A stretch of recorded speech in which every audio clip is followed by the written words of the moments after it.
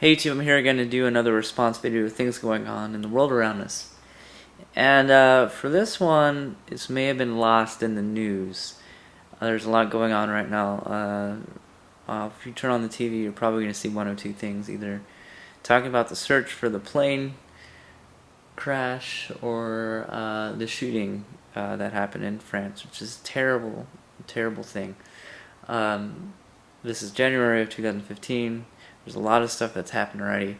But the one thing that's probably been lost in the news is Barack Obama coming out and saying he's going to provide free education, free higher education to people who apply. And this applies to junior college.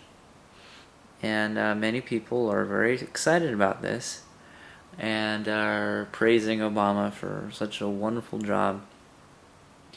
But the problem is, it's not actually free. Obama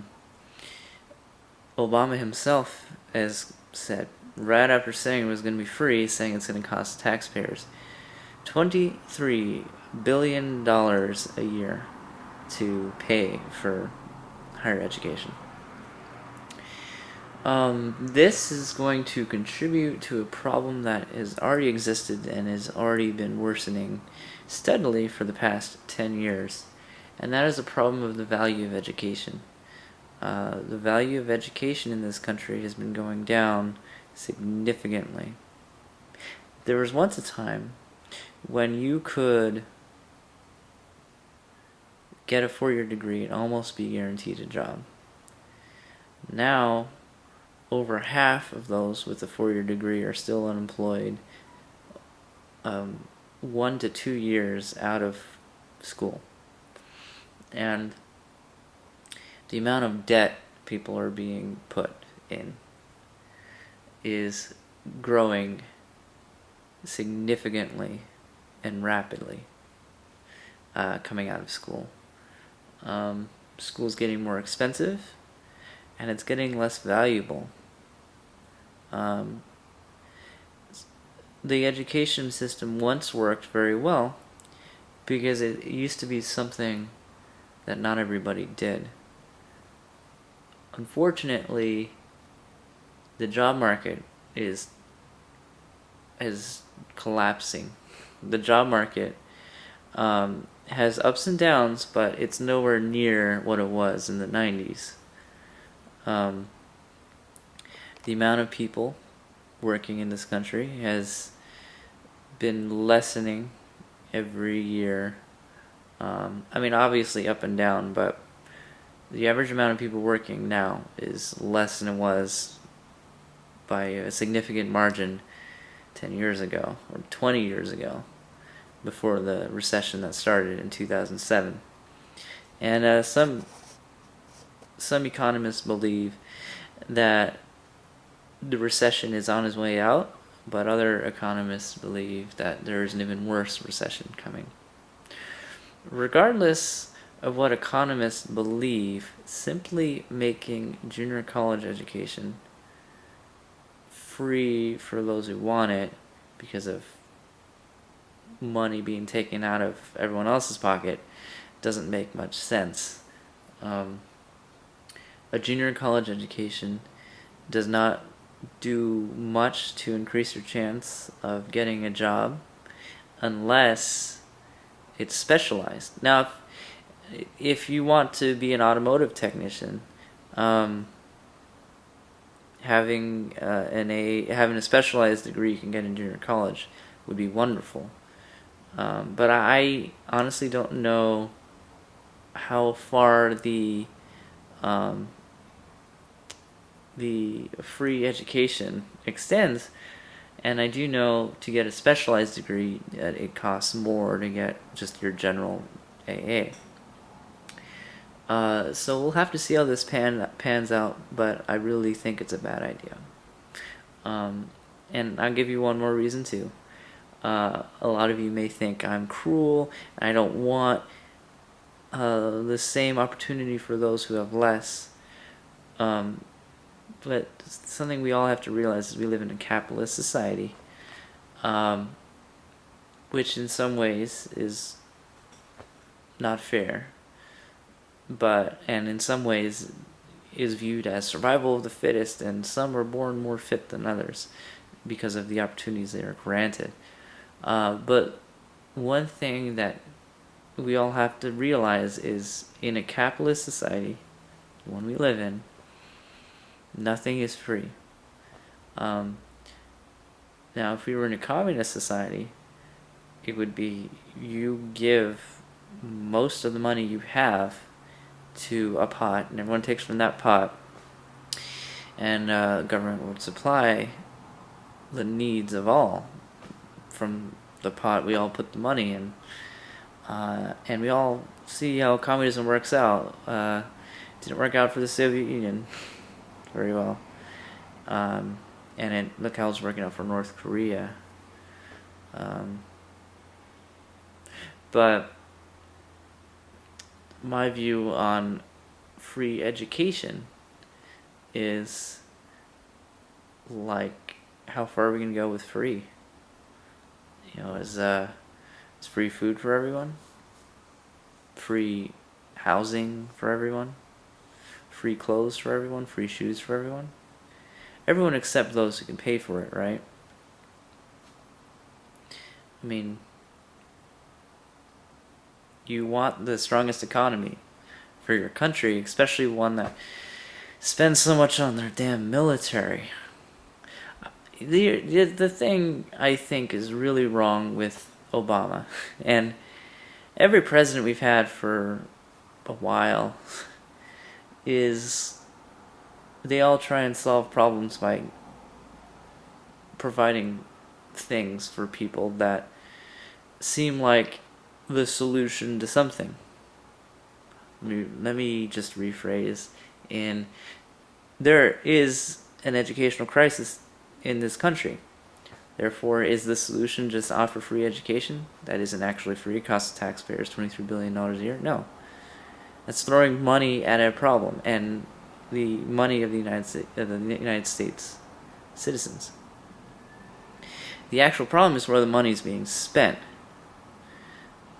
I mean, if you think $23 billion a year for however many people go to school for junior college every year that need it for free, that doesn't add up. $23 billion is a lot more than it would actually cost. So where's that money going? And the government is abusing the system. It has been for a long time. My solution to the education problem is it shouldn't be free. It should cost the correct amount, and there shouldn't be an exponential amount of money taken out of people's pockets for things they don't need. You're seeing all across the country, colleges are somehow able to afford brand new gymnasiums and brand new theaters and brand new tracks and brand new science labs. And you're seeing it all across the country. Universities and colleges are always renovating and always painting. But are you seeing an increase in the jobs their student body are getting? No, because they're not investing in good programs to develop working people. Just by example, I went to California State University Northridge to get a degree in television production, because I pursued work in the television industry. And I chose Northridge because a colleague of mine went there and they ended up working in the industry. Didn't know really till I got there that in Los Angeles, the #1 school for working in the TV industry was California State University Northridge. At one point, the percentage of people coming out of the school in my program working in the industry was 100%. And then the recession hit. But the amount of people working in the TV industry from the television program is still about 75%. And California State University Northridge is one of the most affordable schools to go to in the state of California. Now, the schools you always hear about when it comes to TV and film are USC and UCLA. They tend to toot their own horn in terms of their prestigiousness, but they actually only have about 50% of their student body in their film programs or TV programs working in the industry post-graduation. Now, if you were someone who wanted to work in the TV industry, where do you want to go? Do you want to spend $50,000 a year, or however much it costs to go to USC, and maybe have 50% of a chance to working in the industry? Or do you want to go to California State University Northridge and spend less than $20,000 a year to, including housing, to have a 75% chance of working in the industry? Just saying, this well exemplifies the malpractice of spending habits in universities. Everyone knows about USC, everyone knows about UCLA, because they have this giant football team, and they have this beautiful campus, and they have this wonderful outreach program that they spend a ton of money on, but they're not investing as much in their students. And also, get this, UCLA most of their programs are based on theory, not practice. At UCLA, to use equipment, you have to be an upperclassman in their film program. You have to go through 2 years of theory before you can even touch a camera. And a little bit more about my educational history. I also have a degree in broadcasting, which I got from Ohlone College. I put 4 years in there. And my freshman year at Ohlone, I was already touching cameras. And how many of you people have heard of Ohlone College? If you're from the Bay Area, you've probably heard of it, but this is a completely random tangent. But this well exemplifies the spending habit of colleges. And Obama is taking a problem, which is the student loan industrial complex, and throwing $23 billion a year at it just so people can get a free education and go get an associate's degree. How much does that actually help you? How much does an associate's degree actually help you in the current job field, where there are jobs that once only required a bachelor's to be eligible in certain fields? Now you have to have a master's. And those jobs that once only required a master's now require a doctorate. Now, I don't want to live in a world where I have to tell my children, which I don't have children yet, I'm not married, but just saying in the future, I don't want to live in a world where I have to tell my kids, okay, now you have to go to school for 8 years to get a doctorate degree so you can work at a job that's going to pay you an average amount for your salary.